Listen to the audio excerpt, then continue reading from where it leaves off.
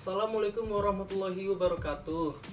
Nama saya Andika Abdillah Maulana dari 12 MIPA 3. Saya di sini akan melakukan praktikum kimia, yaitu praktikum faktor korosi.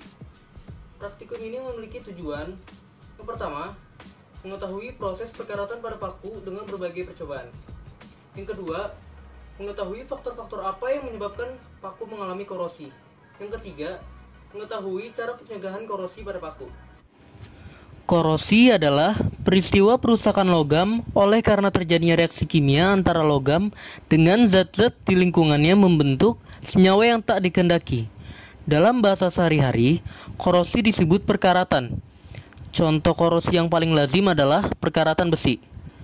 Korosi terjadi melalui reaksi redoks, di mana logam mengalami oksidasi, sedangkan oksigen mengalami reduksi. Karat logam umumnya berupa oksida atau karbonat. Karat pada besi berupa zat yang berwarna coklat merah dengan rumus kimia Fe2O3 dikali NH2O. Oksida besi karat dapat mengelupas, sehingga secara bertahap permukaan yang baru terbuka itu mengalami korosi. Berbeda dengan aluminium, hasil korosi berupa Al2O3 membentuk lapisan yang melindungi lapisan logam dari korosi selanjutnya. Hal ini dapat menerangkan mengapa panik dari besi lebih cepat rusak jika dibiarkan, sedangkan panci dari aluminium lebih awet. Kita akan membahas bahan-bahan yang ada di sini. Kita membutuhkan 6 buah paku, 1 amplas, lembaran plastik 6 buah, minyak, ini cuka, air biasa, dan di sini kita ada larutan garam dan air panas. Yang ini kita kosongkan. Hal yang pertama harus saya lakukan adalah mengamplas paku. Kita amplas ya.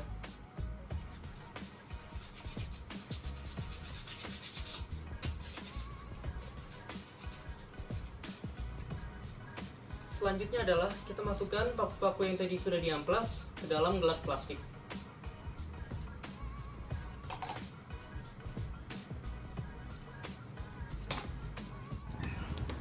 Selanjutnya, masukkan air biasa pada gelas A, air panas pada gelas B, air cuka pada gelas C, larutan garam pada gelas D, minyak goreng pada gelas E, dan biarkan gelas F berisi paku.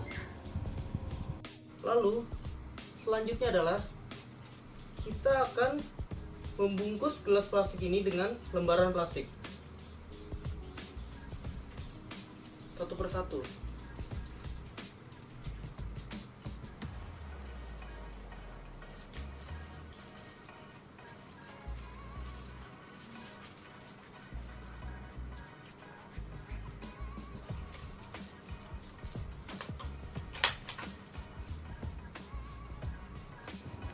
Selanjutnya, kita akan melakukan pengamatan kurang lebih selama 3 hari untuk mengetahui perubahan dari paku apakah mengalami korosi atau tidak mengalami perubahan sama sekali.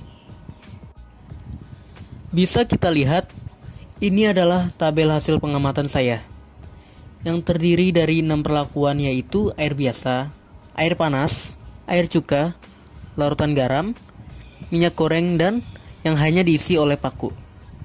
Yang pertama yaitu air biasa. Air biasa di hari pertama pakunya tidak menunjukkan perubahan sama sekali. Hari berikutnya itu hari kedua, paku menunjukkan sedikit perkaratan. Di hari ketiga paku semakin berkarat. Selanjutnya air panas. Di hari pertama paku tidak menunjukkan perubahan sama sekali, sama seperti air biasa.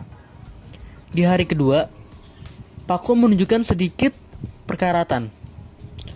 Di hari ketiga, paku semakin berkarat dan menghitam. Selanjutnya, air cuka. Di hari pertama, paku menunjukkan perkaratan dan timbul buih-buih di sekitar paku. Di hari kedua, paku menghitam pekat dan buih-buih masih ada di sekitar paku.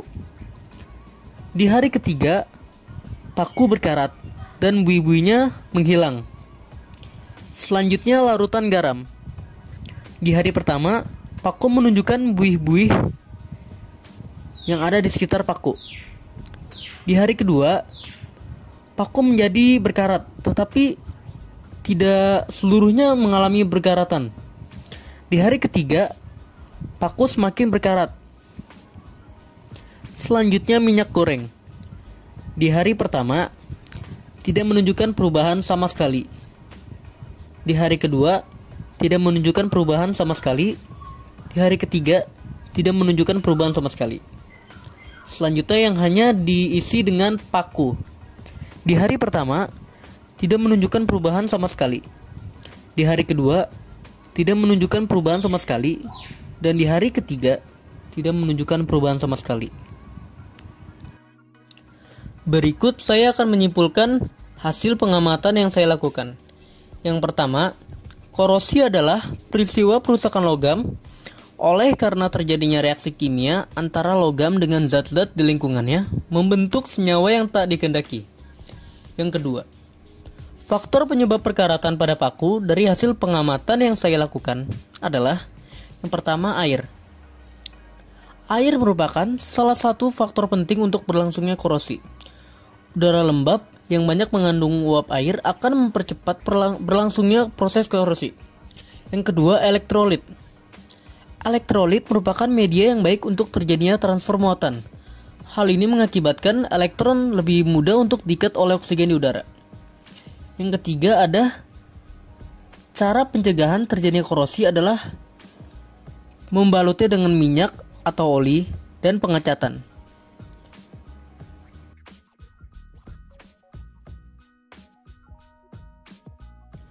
Sekian dari saya, kurang lebihnya mohon maaf. Wassalamualaikum warahmatullahi wabarakatuh. Terima kasih.